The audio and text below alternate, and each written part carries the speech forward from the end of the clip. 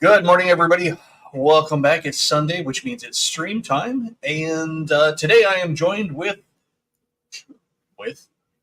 by Sean from Mage's Musings, and I'm gonna stumble all over my words today because I am sleep deprived like never before. But so, what I am here to talk to you guys about today is the ever popular topic of character death. And not just character death, I guess death in gaming in general. But I think any conversation about that inevitably kind of hinges around character death.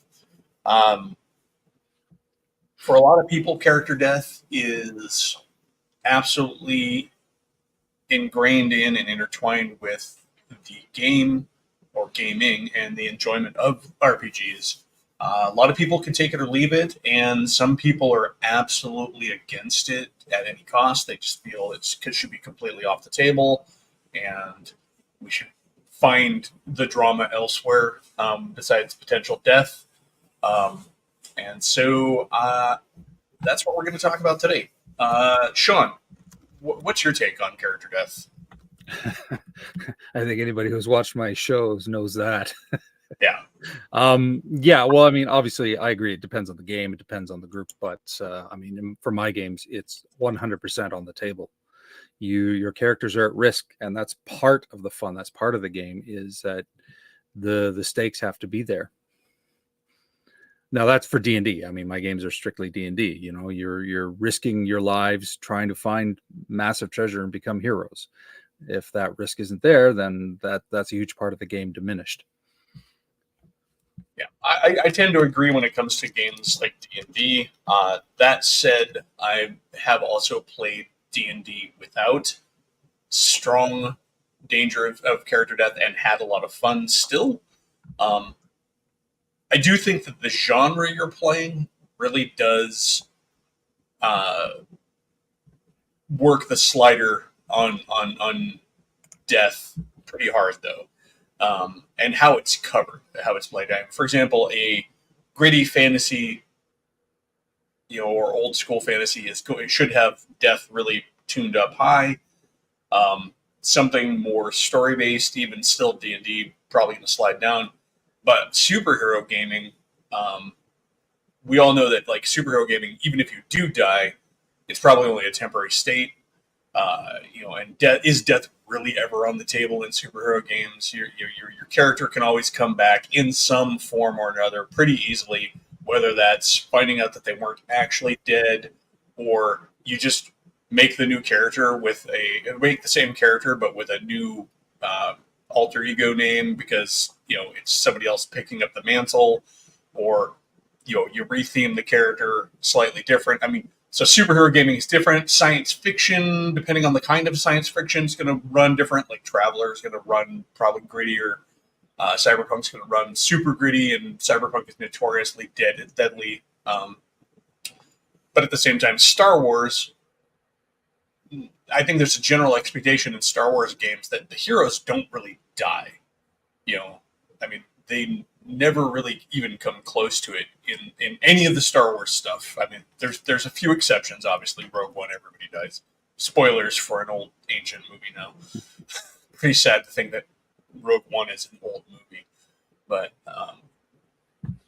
no. So yeah, I think that's what would you say it is that death brings to a game? What are the positives of death? Well, the big one is obviously stakes. You will tense up when there's the possibility that, oh crap, we could lose, my character could die. Especially if you've put time and effort into building that character. It's not just somebody you're playing at a one shot, but you're playing a campaign. You've 20 sessions in, you got a character that you've invested in, and the risk is there that he's going to be taken away from you. So stakes are the number one, obviously. Now, do you think that those stakes can sometimes work against a game? In other words, can players become overly cautious if character death is too prevalent or too easy to come by? Well, I guess that depends on the group. and the DM, encouraging the drip feed and all that.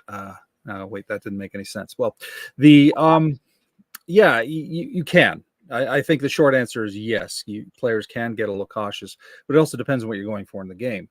I've seen people come in and they expect the epic story with all the beats and the act 1, the act 2, the structure, and the climax every session. And that in itself can be a limitation. But when you come in with that expectation, it's, you'll get people saying, well, death is okay, but only at certain points, only at climaxes. And it's like, okay, but yeah, that's that middle ground crowd who thinks that all death must be meaningful and should be part of the story. Right. And that is a style of play. It is a style of play, but to those people, yes, if suddenly they're realizing that, wait a sec, I can die by the common goon with the gun, not the big boss, then they might start playing overly cautiously, not to the character. Now, if you've got a character who's cowardly and overly cautious, then that's going to fit the narrative perfectly. But if you've got the brave hero who's always going to leap into danger and suddenly he's acting like a cowardly prick because the player is afraid of the character death, then yes, you're going to have a problem. The game's going to go get derailed a little. Yeah, my experience, that said, all of that, that with that possibility, in my experience at least, death on the table does not make characters necessarily overly well, let me back that up. It does make them more cautious. However, it does not manifest in just abject cowardice. It tends to make them thoughtful and tactical and more intelligent with the maneuvers they make. That's a common response, absolutely. Yeah. And you get used to it as well. And I think this is more when we get into player mentality. If players are properly prepped for it, if you got the narrative player who comes in expecting only to be in danger in the climax, and then they get wiped out in the first 5 minutes, they're going to usually throw a hissy fit. But if they come in expecting it, like this is the whole Call of Cthulhu thing. How many times have you seen people embrace the fact that you're going to die in Call of Cthulhu and they revel in it? Those same players will throw their arms up in frustration if their 5th ed D&D player dies, right? Yeah, it's kind of a weird because even the same player who plays both games can often come in with a different expectation. And I guess to a certain extent, that is a huge part of it, is the expectation of the game. I think maybe those people who play both games, depends on what version of D&D they came into also, because also how I will say that this is not an old school versus new school argument either. We have a Sactius. This is going to get interesting. Hello, sir. Hello. Hoi, hoi. So, yeah, I mean, I would say this is not an old school versus new school argument. I know a lot of people try to make it out to be. Interestingly enough, in that discussion I was mentioning earlier before the stream on the Fear the Boot Discord, a lot of the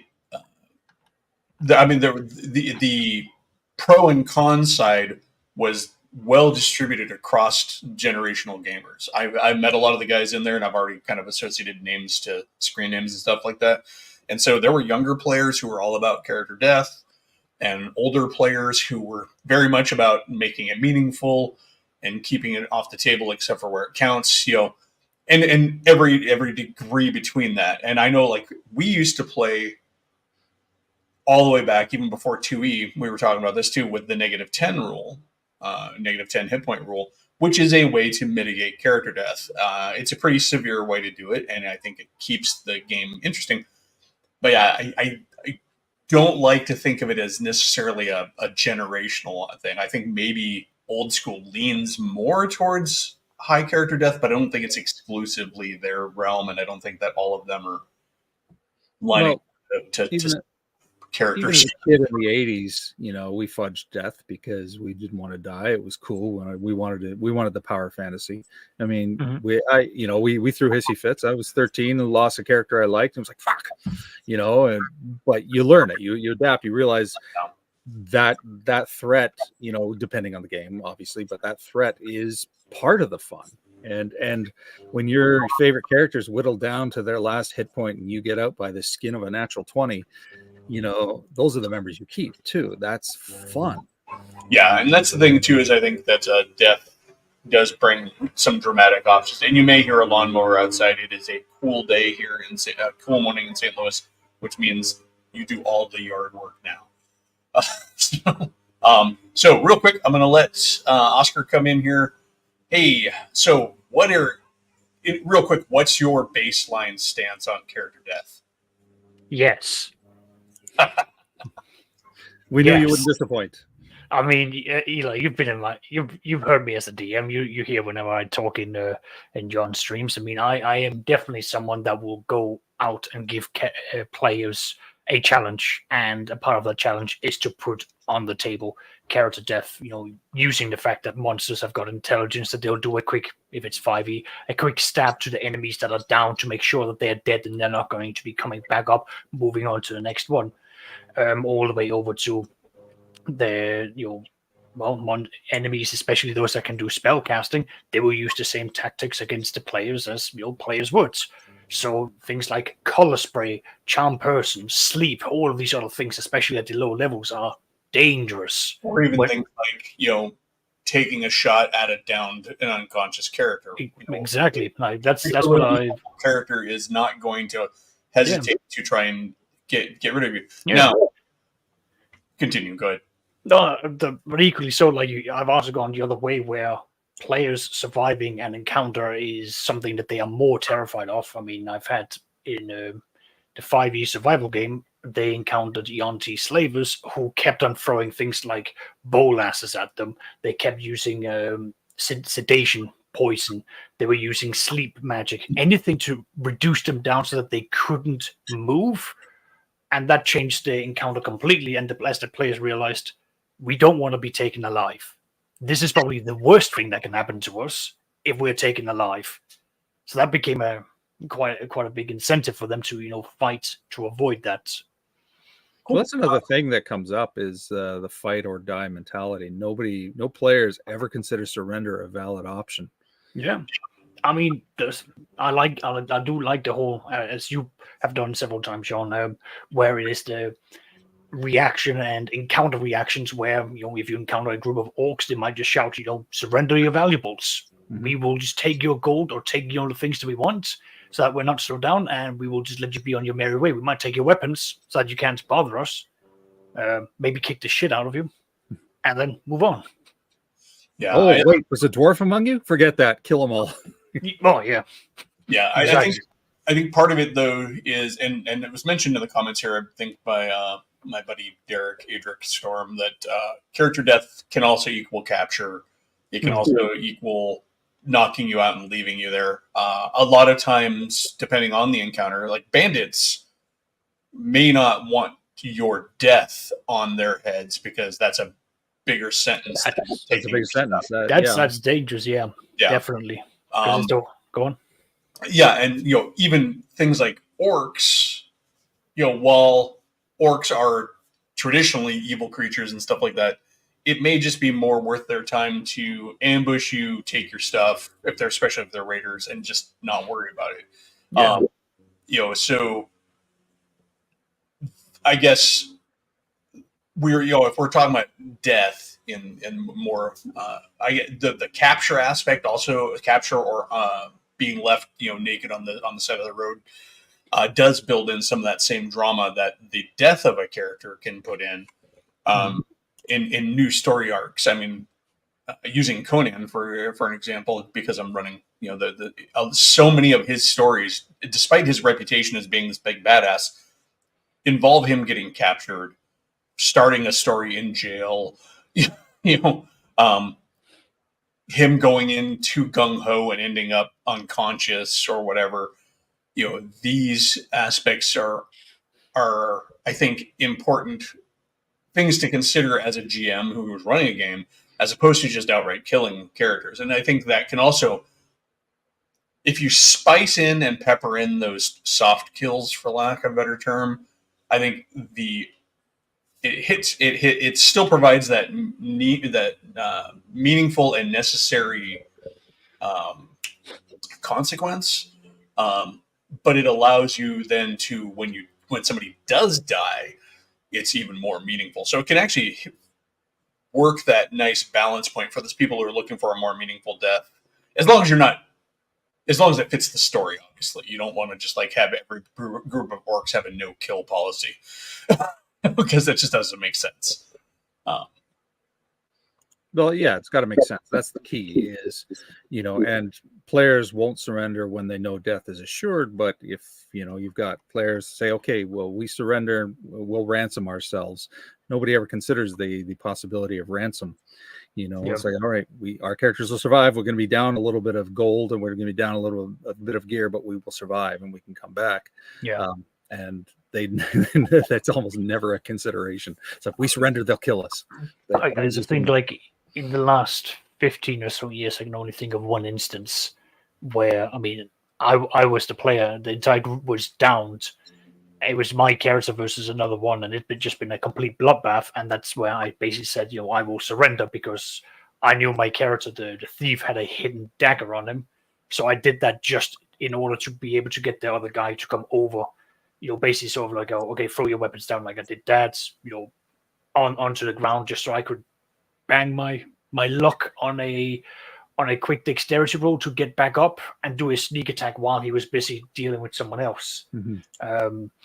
Just that. Like, that's the one time I can remember in the last 15 years where surrender. That's not a true surrender, no. It's not. But like, that's the closest I can think of it. Like, where I used surrender to do a gamble. But if that didn't work, if the DM turned around and said, like, yeah, you're tied up and all that, well, we're gonna have to see how this plays out.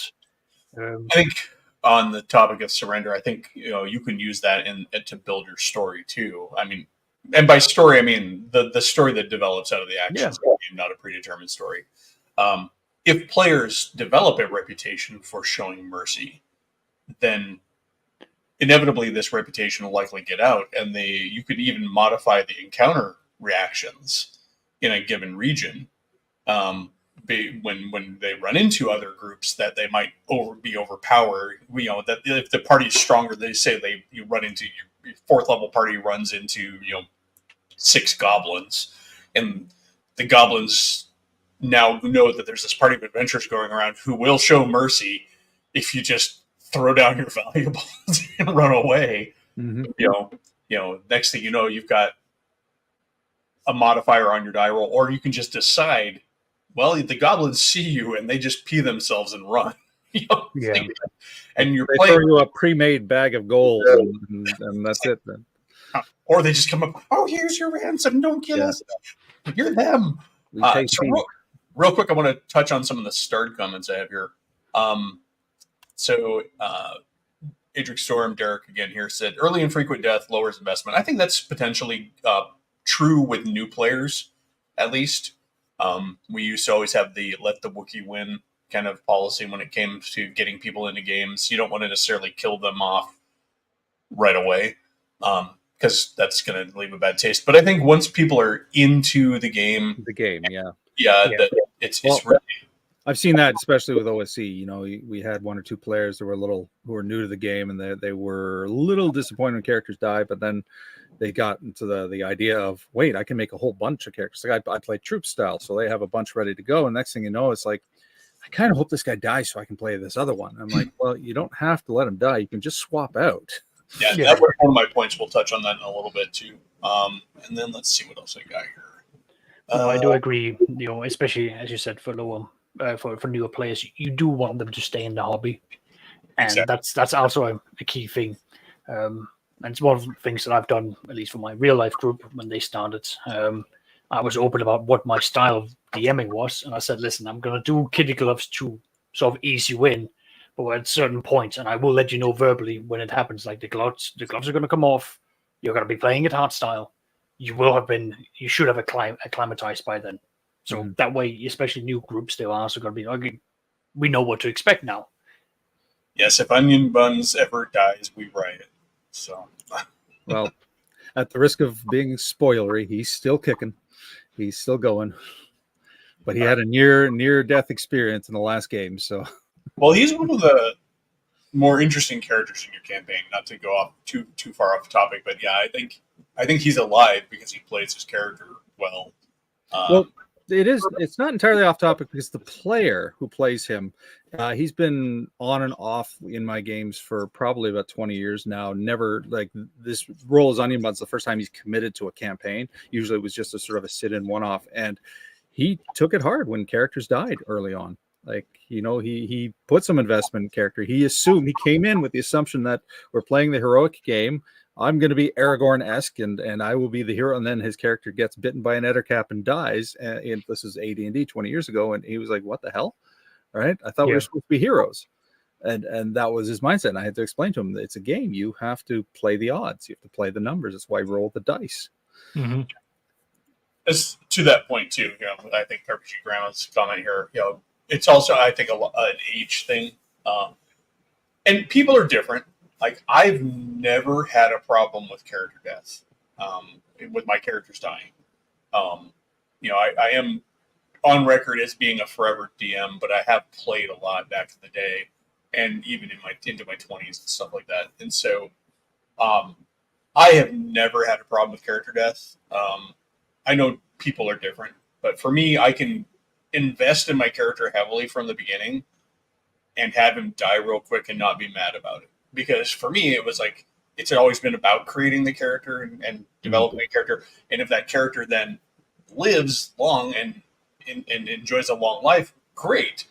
But it was all part of the role of the role playing for me. I wanted to make sure my character had a role to play and that I was playing that character. And he wasn't just, you know, Dwarven Adventurer number 3 on in my stack of characters. That said, that's not everybody's shtick. I mean, I've even killed my characters on purpose, not to move on to the next character, but like for a dramatic moment or because it was necessary in the game. Like, I'll hold them off. You guys go, you know, kind of a thing. That's a fun element. That's just me feeding the story. That's my take. Not everybody's that way. Chaos seems BRP, even a high level. Well, and so that's because the Chaosium system is based around a very static power level for characters, even in BRP. But Call of Cthulhu, one of the things one of the reasons I think that people accept that Call of Cthulhu death happens is it's part of the genre. You're in a horror genre. You're in cosmic horror, which means fragile humanity. But also your characters, the assumption at least in Call of Cthulhu, is your character is never, ever going to be a match for the things you're fighting. At best, you might be able to hold them off with whatever magic you manage to get a hold of. But in like terms of combat skills and abilities, your character is maybe only going to ever get powerful enough to like go into hand-to-hand combat with like maybe a deep one deep one, or a ghoul or two. Yeah.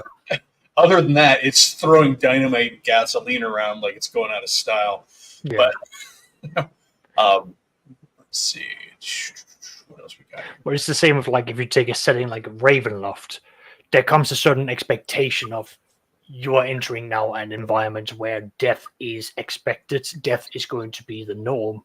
You know, like in Call of Cthulhu, it's expected. It's a part of the genre. In a place like Ravenloft, it's a part of the setting of it is going to be horrific, and character deaths will be often if you stray off and meet things that go bump in the night. Yeah, I think Sean, you mentioned this earlier. A lot of and this is kind of one of your core philosophies. You don't kill players; the dice do. The dice do, yeah, and their actions do. And I think that's fair. I don't think that randomness kills characters. I think ultimately it contributes, but I would say more characters probably die because of the choices the players make, than the die rolls themselves. The die rolls certainly help, but it all starts with picking your fights, choosing how to be tactical. I mean, even my 5th edition group, and this is 5th edition, where death is not necessarily easy to come by, they still think tactically, and I'm constantly amazed at the ways that they get around encounters. Like, I'll have big old gnarly fights ready for them, and they'll come up with a way to get around it. All I can go is like, all right, that works, because Yeah, no, so definitely. I'm going to have them roll. I'm like, there's no way that wouldn't work. So by all means, go ahead. Yeah, no, but again, it's the players, as you said, players being tactical, players being creative. That's good. That's because that's what you want out of the players. If they take every challenge as head on, brute style, just wear them down and win by that, that's not always going to be going your way, and that's one of the reasons why I quite enjoy AD&D, where the random monsters you might be a party of like between 5 and 8 players. You can still run up against a mob of like 50 to 100 orcs. They just numbers wise, they will surround you. In my current game, even like the party is just now almost 10th level, I think, and they had this whole thing where they have to go against this ancient dragon, right? Super bag of hit points, super powerful. I rebuilt this dragon to be more like the AD&D dragons, where she's got spells, and she's got a lair that's all heavy with minions and stuff. The party didn't just go, well, we're off to slay the dragon. There's 6 of them. They went out and recruited mercenaries. They called in favors from allies. They sought out dragon slaying weapons from the people that they thought might have them. They even went out and hired former characters in the campaign who have had to retire due to schedule and stuff as mercenaries and stuff like that. So nice. They brought back the druid that my nephew used to play. They're like, we're going to go to the woods and get Bran the fire druid because we're going to need some fire against the ice dragon. So they did all this planning, and ultimately when it came down to it, those plans factored in, because when they got into the dragon's lair, they kept commenting like, why aren't there any guards around here and stuff like that, and it came down to there weren't any guards in there because they're all outside fighting this army of people you sent to besiege the mountain, and the dragon's inside doing her ritual. So it worked out for them, and they still had some fights. They had to deal with some fire giants, but the way they beat the fire giants was they never fought the fire giants. They found reasonable ways to trick the fire giants to avoid them. Yeah. So I mean, but that was all because character death, as much as it can be, is still on the table in that game. Even though I've not seen it happen, we've come this close once, but yeah. Well, I'll say about 5e. I mean, 5e is known for being super powered and hard to die, but it's also hard to die because the DMs are encouraged not to kill the players, right? If you let the dice fall where they will in 5e, you can have a full graveyard full of player characters. Yeah, that is true. Unless your characters seem to be tactical as all hell and want to just like plan the way through it. You want to kill 5e players? Put them up against other player classes, not monsters. Yeah, or monsters that have abilities that are like players that are like players. I mean, I think they were really worried when they had to start dealing with lair actions and the legendary actions that the dragon has. But at that point, they also planned their moves right. The dragon was invested in a ritual that they couldn't interrupt. So for a good period of the fight, they could swing on the dragon and not get attacked because she was trying to finish the ritual. That's the other thing. Your motivations of your monsters. I think one of the reasons that people gripe about, and this may be a new topic here, to a new point of topic here, the way that you run your game, I think, has a lot to do with how your players gravitate towards or away from death in the game. If you're a dick, that's a fair point too, as well, because you'll have DMs who have we'll talk the narrative structure. They have it planned. This is going to happen. So players are railroaded down a path where they can't avoid. They can't necessarily run away or surrender because there's a narrative to be filled. And if suddenly death is on the table in those situations when you can't get out of it, then it can be frustrating and unfair. Yeah, I also think that a lot of GMs do not play with a level of verisimilitude that strengthens their case. Basically, or builds trust in their players. In the example I just gave, my dragon was committed to this ritual. Mm-hmm. A lot of GMs would have had the dragon fight back and still manage the ritual, or just choose to surrender the ritual and just fight back. My players were tactical. They were rewarded by their tactics and their timing. And because the dragon acted consistently based on the logic that I had set for what's going on, that ritual was going to happen regardless. They were under a time crunch to get there before she completed it.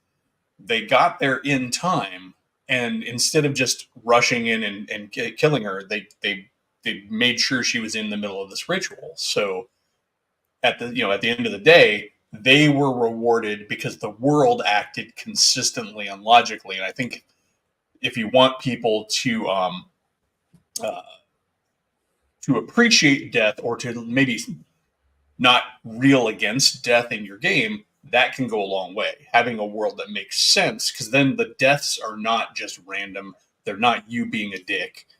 They're caused by the player action, avoided by player action, because things are working in a way that makes sense. Yeah. Yeah. That's true. Because again, but I would maybe go out and say the player doesn't need to know all of the mechanics of what's happening behind the scenes. As long as they should at least understand that like things are reacting within a reason or within a set structure. Like NPCs have got their own motivations, they've got their own reactions and goals, so they can align and play to those. Again, but that feeds into the immersion, and for the players to then believe like, okay, we have built up, using your example, Eli, we've built up all of this pre-work for this attack against this dragon. We've done the research. We know that all of these things, all this ritual is meant to be happening. We've done all. We're now going to be attacking when it is the most optimal time for us. So at that point, the players have laid their stakes, and they've hedged their bets, and they're going to go for it. At which point they're committed, and that's where I would argue, that's where the dice sort of falls down, with the modifiers of what they've done.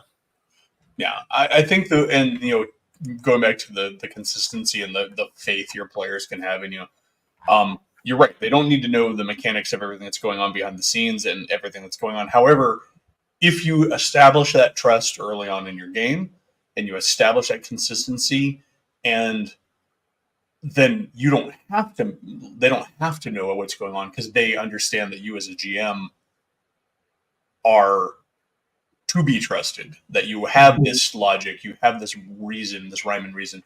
Another instance in my campaign, same campaign, early on, there was a big horde of something coming, going towards a goal, right? And the party, rather than deciding to try and meet them there and take them on, decided to guerrilla harass them the whole way. This big mob of monsters is moving along, and they were doing things like trying to lead portions of them off and then kill them, running in and doing hit and run attacks on the column as it was moving. They were thinking, again, tactically, rather than like a lot of players would, and bring this back to the character death. You'll have a lot of players who will just, there's a big horde of 100 of these guys moving along. We need to stop them, and their only way to figure it out would be to get powerful enough, or just face them head on and see what they can do. And that's the only thing that they will ever conceive of. That's some players and then they'll complain because they die. Like they might, at the same group, like we took them on. There was no way we could beat them. It was just too tough. The encounter was too big. Of course we died. But then you can have other groups that are going to go ahead, and this comes down to you as the GM again, because you have to be willing to go, okay, let's look at this. Let's explore this. If you're going to try and lure portions of that column away and whittle down that force, and then ultimately take on what's left, great. And I mean, they were doing things like throwing sleep spells out on this marching group. Okay, there's a chunk of them down on the ground, and then they would start attacking the rest of that group with arrows from the trees and stuff like that. And so they were just doing all kinds of stuff that just kept this group of monsters on its toes. Yeah. And they got rewarded because I mean they didn't face death, but it was I mean that's the thing. It's just like you can take a lot of the death off the table by not having to take it off yourself as the DM. Let the players do it, but that comes down to you as a GM. You have to be willing to. You have to let the players flex their creativity and their tactics and make it count. Shutting them down every time they come up with something interesting because it doesn't fit your plan or your story. Of course they're going to get mad when they die because you didn't give them any other choice but to die. Yeah. No, I get there. I'm going to use my Saturday 2nd edition group because at one point they went into a forest basically hunting. They wanted gold, so they went hunting for hobgoblins, and they came across basically a small group of dwarven adventurers who were out there hunting for a stronghold of hobgoblins that had been raiding the local quarry, the dwarven quarry, which they needed to put a stop to, so they joined forces. When they met the actual stronghold, it was a genuine stronghold with watchtowers, several layers, spellcasters, and the players basically went, all right, made their plan. I didn't interfere. They applied, and the plan started going sideways, and it became a case of they were so committed that at this point, every spell, every resource that they were now expending had to be maximized because they realized they had creatively made a plan, but they had applied it wrongly. They didn't have all the facts. So when the numbers of hobgoblins came out, when they began seeing ogres slinging spears at them, it got very dicey. And they had to expend a lot of resources. And one character, several things like 3 out of the 5 players were very close to death. 2 of them were below 10 hit points. One of them was in the negatives and dangling from a treetop. Just because, it had gone terribly wrong. And they had to get creative using illusions in a way to sort of, create the idea of like, we're now summoning forth forces of, of death and destruction. We are now using Wall of Fog to stop the lines of goblin archers from just peppering us down. They had to do all these things to turn the tide, and it was a dicey one with a lot of NPC devs and a very number of close calls for the players who, they stopped taking chances and was very, only pop your head out if you're going to do something with any form of certainty. Otherwise, turkey pop, run from cover to cover. It was good. It was a very tense 2 sessions of combat, draining, but it was enjoyable. Oh yeah, I bet they remember it. They'll remember it for a long time too. Exactly, and that's going back to one of your earlier points, Deal, when death and all of the other suffering, because this also kind of dovetails into resource management, all that other stuff. When all of that stuff is off the table, you lose those dramatic moments that people tell stories about. More D&D stories or gaming stories in general are told about the near misses, the tragic deaths of characters, and all of that than are told of the easy cakewalk dungeon.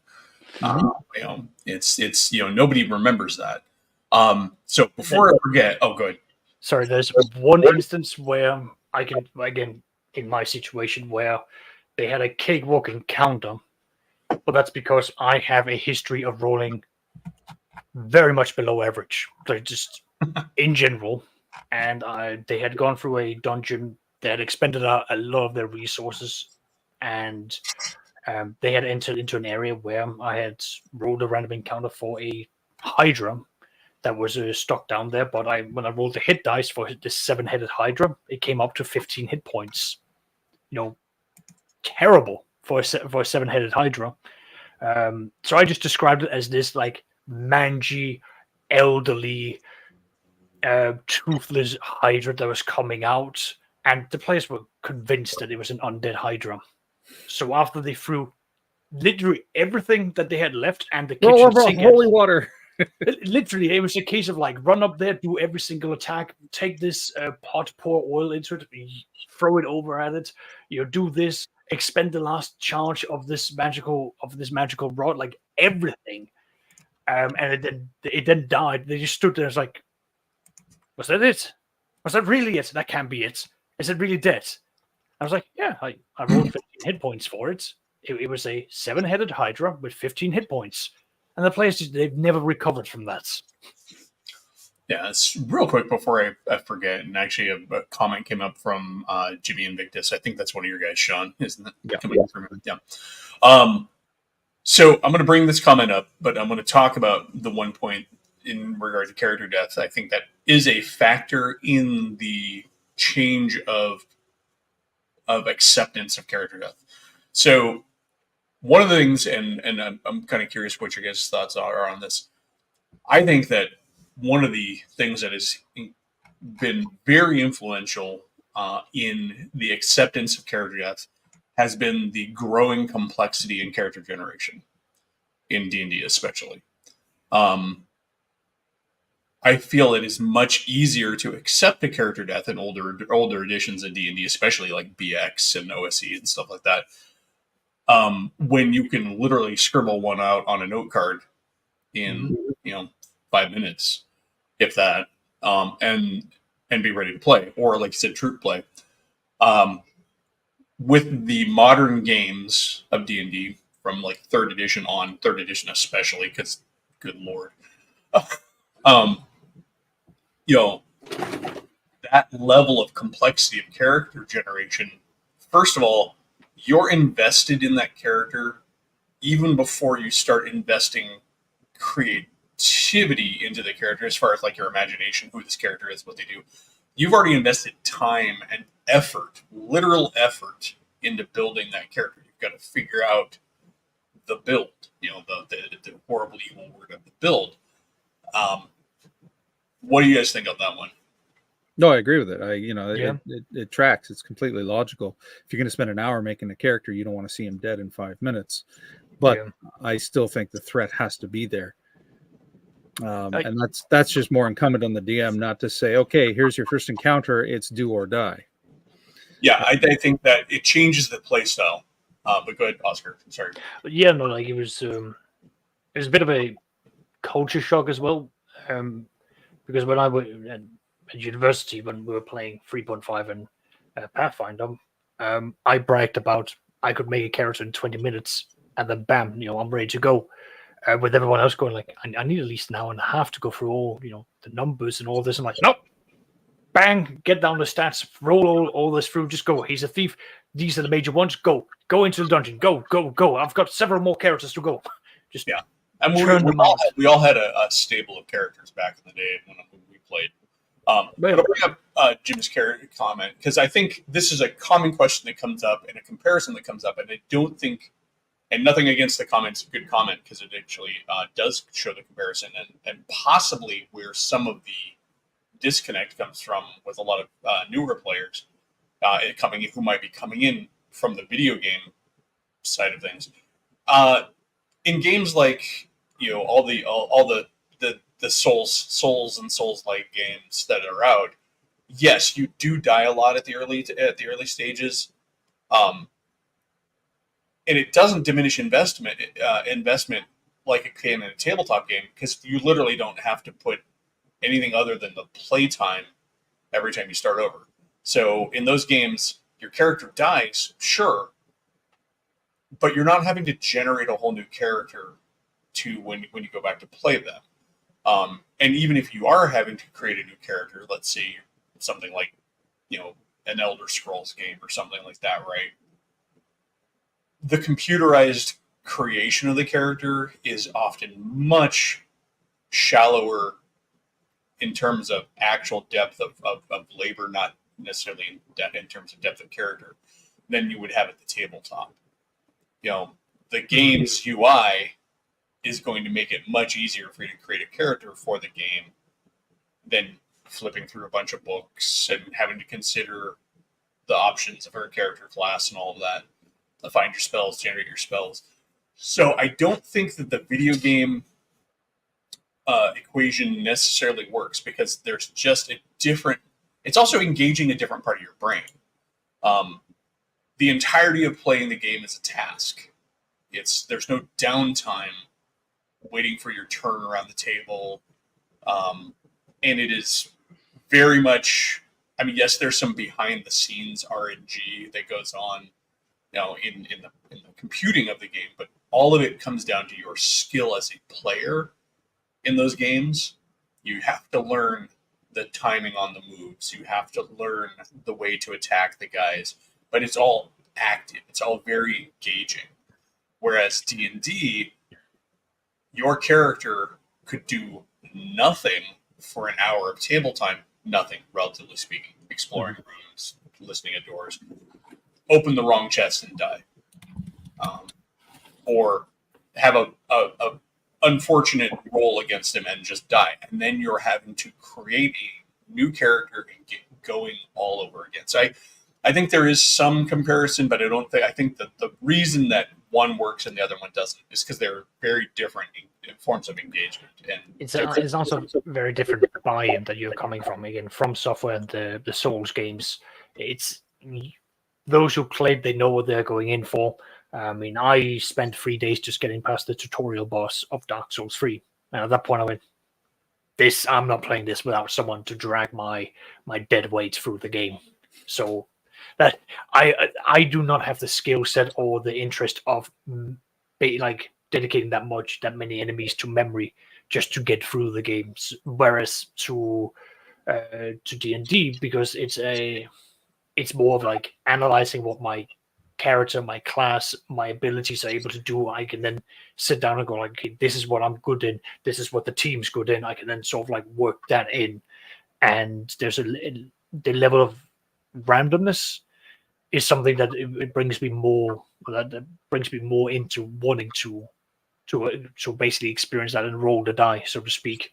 Because at the end of the day, like as much planning as I put into it, I'm still at the mercy of a die. But I enjoy the fact that I can sit and like edge in those extra numbers to get all the benefits, and then it's just what story does the dice tell, and then it sort of goes from there. Doc Flamingo makes a good point here. The character in those games persists. You're not usually having to start up a new character from scratch. John brought up an interesting point, which might segue into another topic here, or another point on the topic.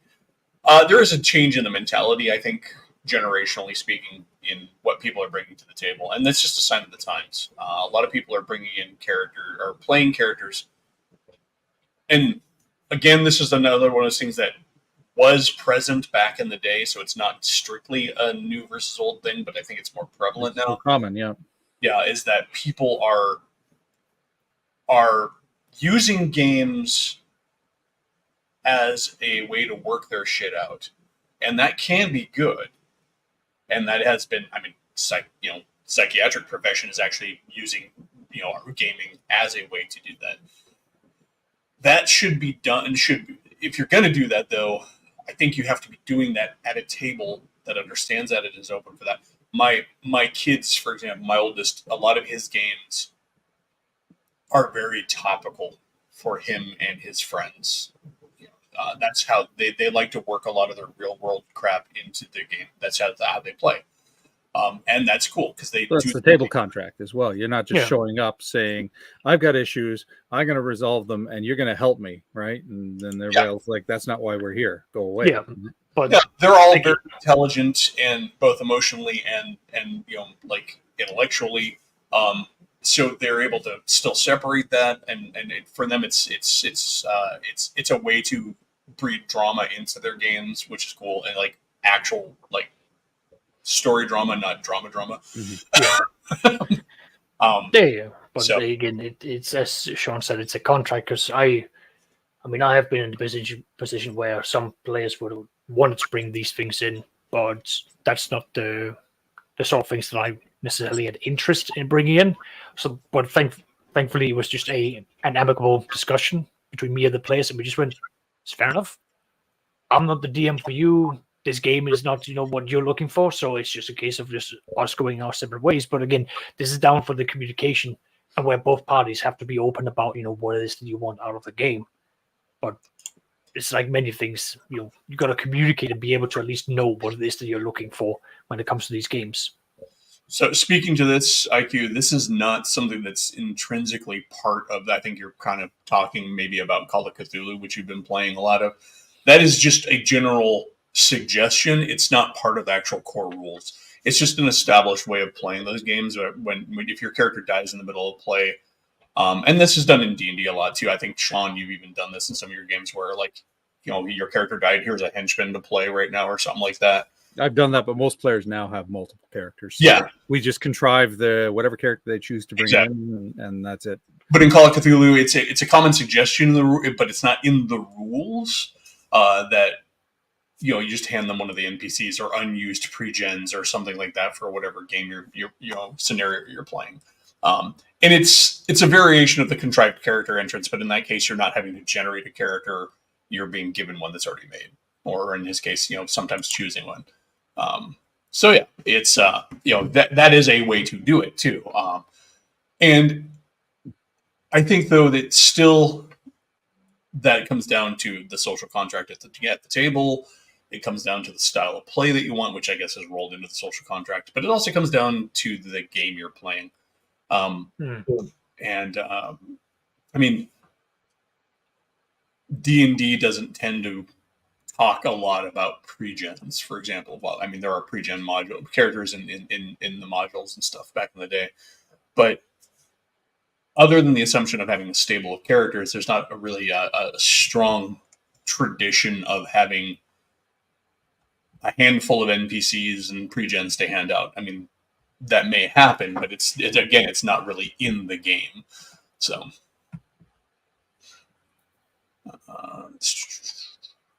he does mention Rogue Legacy. Maybe he's talking about the video games too. I'm not sure. Active chat today. Yeah, I can't keep up. I apologize. You guys are throwing out really good stuff, and I'm not able to hit on it all here. Yeah, it's. Well, I mean, further to the point of death, even when death isn't a thing in your game, failure has to be on the table, and this is something I see a lot where failure is not even on the table. It's a foregone conclusion they're going to win. The DM's going to fudge it because it's no fun to lose, right? And death is one form of failure, but I think failure as a whole, the possibility that you won't win, the fact that you have to earn your victory, should be on the table. Yeah, it's there are so many ways you can do it too, because you can do things like failing forward, which is actually pretty fun. Failing, but with where you succeed with consequences, though. Mm-hmm. There's been some really good examples. I think Matt Colville, used the Raise the Lost Ark example where when he's jumping across the pit at the beginning of the movie, and he goes through all those different steps instead of just jumping over the pit and failing and then falling to his death. He tries to jump over the pit and fails, and he grabs onto the thing, and then he's trying to climb up, but then it fails, but it doesn't. He never falls. And the point there is like there's a balance. Like you don't want to keep having him like fail forward. Obviously, there has to be a failed state eventually, but you can build drama in the moment by having those. Like, okay, especially when there's a time crunch, right? Like let's say there's a bunch of your D&D terms. There's a bunch of orcs chasing you down the hallway because you guys screwed up on that fight. And you have to get across that pit that you avoided earlier that is there, and you're sitting there struggling to try and scramble up a side of the pit. The orcs are still getting closer, so that even though you may not be falling into the pit and dying, your level of jeopardy is still going up. Yeah, well, that's classic storytelling. You have your goal, you have your obstacle. You overcome the obstacle, you have another goal, new obstacle. It can easily apply in D&D. Yeah. And a good example of that, I think, in the Aliens RPG, I think has a good example for failing forward too, and that's the xenomorph is chasing you down the hallway. There's a security door that's locked. You roll your stats to try and hack the door or work the door, and you fail, but maybe you fail only marginally. Okay, so the door is partially open. It's open, but you can only fit one person through it at a time, real easy. Mhm. Squeeze. So now you're still moving the story forward. You've created a dramatic beat. You may be mitigating some of that character death, but the players now have to hold a line and defend and get through the door one at a time. And there's that doom clock that's ticking. That's a way you can help death. Go ahead, Oscar. But yeah, but working on what you said, partial success is now something that other RPG books use. When you're within a certain margin, you can say, okay, you didn't pass the DC, but you're close enough where we can say this thing happens now, which again it allows you for a bit of tension, as you're saying, success, but at a cost. Which I think games like Blades in the Dark utilizes a lot, where you don't always succeed, but you pass. But there's a catch to everything. There's always something that happens that will then be a small hindrance for you. I did a thing in my 5e game. I wasn't happy with how climbing was resolving, so I came up with a metric that if you fail a climbing check, you have a chance to catch yourself at the same DC plus 5, right? Mhm. And if you fail, the DC increases until either you catch or it's impossible. I think, that kind of worked. It worked out pretty well, actually. So sort of along those lines, it's like, yeah, there's the option of the save, but it's never a guarantee. And like most of us, dice goblins is like, oh, it's just another excuse to start to roll those dice. Roll the dice, yes. Yeah, it's a better addiction than going to the actual gambling sites. So at least here you're not losing money. You're just losing characters. Well, no, this is a very expensive hobby. We're losing money in some form. Yeah, true. Yeah, well, I mean, the only money I'm losing is in the games I'm not playing, which there are far too many of.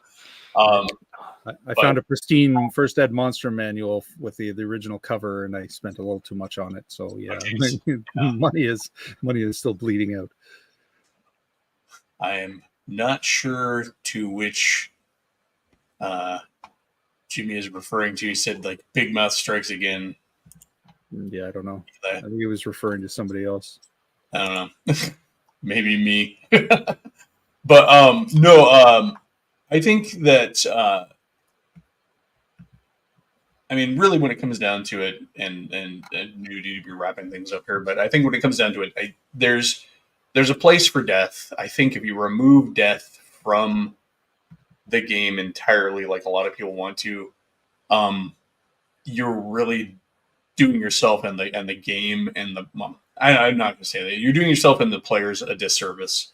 I do think that it's important to be clear about the expectations of death in your campaign when you set it up. Just because you play it that way all the time and you assume that that's the base conceit of the game doesn't mean that that's other people's experiences with the game. You really need to be clear when people are coming to your game what to expect. At least if you want to have a successful game and you want to avoid, unhappy players and drama at the table. That said, if somebody doesn't like the way you're playing your game, they can move on. Yeah. I mean, there is a place in the game for everybody, but there's not necessarily a place at every table for everybody. Player entitlement is a whole other video. Yeah. And I think that's, that does feed into the death aspect of the game, because I think there's a lot of people for whom the entitlement is part and parcel with the expectation of death in a game. It's there. Yeah, I mean, if somebody's coming in and said, and feeling entitled to a long character life and a grand story about their character, they're gonna get upset when Goblin number 3 kills them 2 encounters in the dungeon. Go ahead, Oscar. Well, building on that topic, I have run a game where I was playing second edition. Majority of the players were 5th edition players, so I had to sort of explain to them, your characters are illiterate. We are going to be playing in the 14th century. These are the things, only these characters can read and write. And we had several sessions where I was going through to basically like make sure that they understood, what the system was versus what 5e was, so that they could sort of get acclimatized. But it did eventually break down that the majority of the group said, we don't like this. There's too many character deaths, or we are too easily downed. We're not having fun. We'd like to switch to 5e, in which case I said, that's fair. But I'm not the DM for that, because this is what I want. And maybe I wasn't clear enough about it, but I think it's just a case of like where the group wants to go versus where the DM wants to go. It was just a split, and in which case it was just, okay, I had to step away because I didn't want to run 5e, I wanted to run 2nd edition. Yeah, right now I'm playing 3 different versions of D&D. One of them's on hold. But I'm in Cody's 2e game. I'm running a BX game, OSE. And then I'm running a 5e game. I'm having fun with all of them. So it's definitely not an addition thing. As far as like the level of fun you can have. I do think that it is damn near impossible to kill characters in 5e. I've tried. I might not tried, but like when they're going back to back deadly encounters and they're not dying ever. My 5e has a graveyard of PCs, so I'm happy with the death level in my 5e game. Yeah, and a good portion of that could be just that my players are playing it well. And there's also the possibility that somewhere along the lines the characters got maybe a little too powerful, which I worry about. But at the same time, they always forget about the stuff they have, so I doubt that's a factor. Because there are times where I've like after the game, after a particular scenario, I'm like, that would have been a lot easier if you would have remembered item X. Like, you have a sword that does this. Why aren't you ever using the sword that does this? Yeah, but that's maybe a top. Yeah. I put that down to a topic of where player responsibilities. It's their responsibility to know their character sheets. I should not be sitting and doing that. And I've told players off when they sit and complain and they go like, oh, blah, blah, blah. It's like, what's on your character? Okay, let me see your character sheet. Go through and like, you could do you had like, I don't want to hear that. Yeah, I mean, that factors into character death, and like, so much of character death again goes, we're talking about like making dumb decisions and working tactically. Remembering what your character can do and cannot do is important. Like, if you're not, if you're a wizard in old school D&D and you're like, I'm going to charge an melee and stab the goblin, well, you deserve to die. You killed yourself. I didn't kill you. I didn't even kill you. Your choices, your bad decisions killed you. I might even give like a surprise roll for the intelligent enemy seeing the wizard running in. There's like, what's he doing? What is he doing that I might not know? Is he doing exactly like there's something going wrong here? Is he getting up to do a touch tag? Don't know. Step away. Like, we don't know what's going on here. That's a good point, because they don't know why you're charging him. He's really got that touch of death. Run away. Exactly. Like I would smart wizard player would like run at the goblin, wiggling his finger, chanting arcane words. Or just use like use a cantrip to give it a little sparkle. Just to exactly. I was thinking like minor illusion. Stop it! He's doing the death touch. Exactly. So a creative player will go out and they can use these resources. And again, 5e, where you've got cantrips, these are excellent ways for you to again mitigate around, and it's great, intimidation factors when you are low on resources. But that's where the player decisions are. If it's just a case of like, I take my stick, I run it, and I do bonk as a wizard, that's might work for like one round of surprise. But like, if you don't do anything to like flare that up, okay. Or if you go up against an enemy that just doesn't care, like an ogre, you're going to get bonked back. Real quick. So IQ, I would bring you in, but I'm actually going to have to bring the stream to a close here for my new shorter time slot. But so I appreciate you wanting to jump in. Really, though, I think it's been a good discussion on death. There's so much that can be said about it because it is the eternal topic. Mm-hmm. But really, what it comes down to, I think we covered the main points. Next topic, taxes. Yes. Taxes. No. Yeah, one last note, real funny because you're talking about like the wizard doing things. Like the best old school wizard thing I ever heard about was a guy who decided that he talked to the DM and he did some role playing. It's like, look, my character's a wizard, which means he's been through all the arcane training. He knows, I'm assuming he knows like basic alchemy and mixtures and stuff like that. And he just asked the DM, can I make like potion bottles full of stuff that when it breaks it creates fog and smoke, like stink bomb type things. He basically had his wizard tricked out with a bunch of mundane items that allowed him to be tactical and almost spellcasty without being spellcasty. It's like if one of my players came to me with a wizard character and did that, then absolutely, why wouldn't I do that? Because yes, your wizard character is probably going to know the basic stuff that you can mix together to make a stink bomb, right? I want to interrupt you a sec. Halakar just gifted 5 memberships to my channel. Nice. So congratulations, Dungeon Minister, Jose Solis, Ironcaster, David Mills, and Jeremy. I don't know if any of them are watching, but I know Dungeon Minister, and he would have popped in to say hi. You're welcome. Thank you, Halakar, for you can't do it on my stream because I'm not monetized, but let's see. So at this point, I am going to wish everybody a great rest of your day. I see we had some people slip in at the last minute too.